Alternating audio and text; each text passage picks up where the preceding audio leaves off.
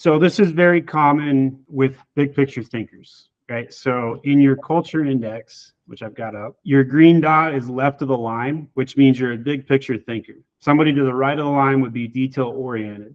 So what typically happens with people with a profile similar to yours, your visionary profile, high drive, you're basically an ambivert who's technically left aligned, slight introvert. So you're a friendly introvert who could come across ambiverted. Because you're high drive, you can fake extroversion, just so we're clear. But at the end of the day, you don't necessarily care too much what people think about you as long as you're winning. You're patient / laid back a little bit, not intense. Somebody left of the line here would be impatient, eager. And then big picture thinker. So you're not a conformist, you're not a rule follower, and you don't have an org chart built, but you could tell me what it is. So I'd say the culture index probably accurate. You're not that polarized, which means you're one standard deviation, not even one standard deviation outside of any of your traits.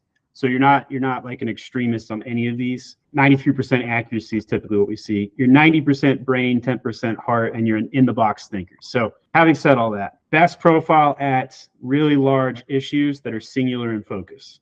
You will struggle at maintaining a system, and the line by line will be very taxing to you. So you can see that right there on full display.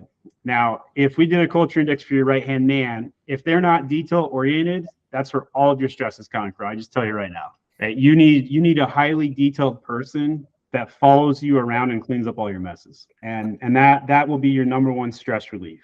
So if you get that in place, you'll be good to go. So the agency guy SOPs would be a very good purchase for you because you're a bigger picture thinker. You probably haven't sat down and made more than a handful of SOPs. There's the MAG SOPs and then there's the agency guy SOPs. Both would help you, to be clear.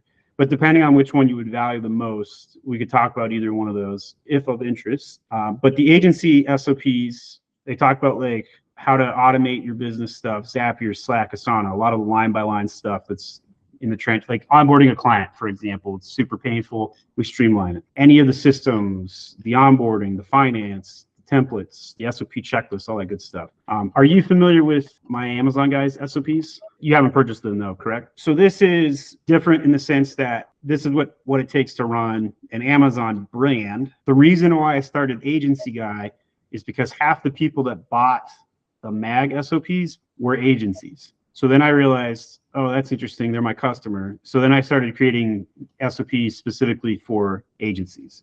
So anyway, so you may find value in this to release some of your stress. Because you said that the maintenance part is what's troubling you, I can give you some homework items. You can consider whether this purchase makes sense or not, and I can answer any questions.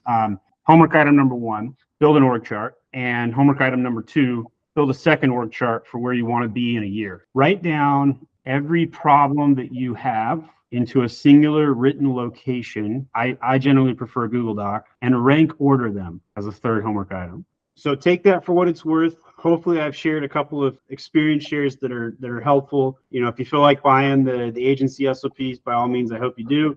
And hopefully the conversations have been helpful though.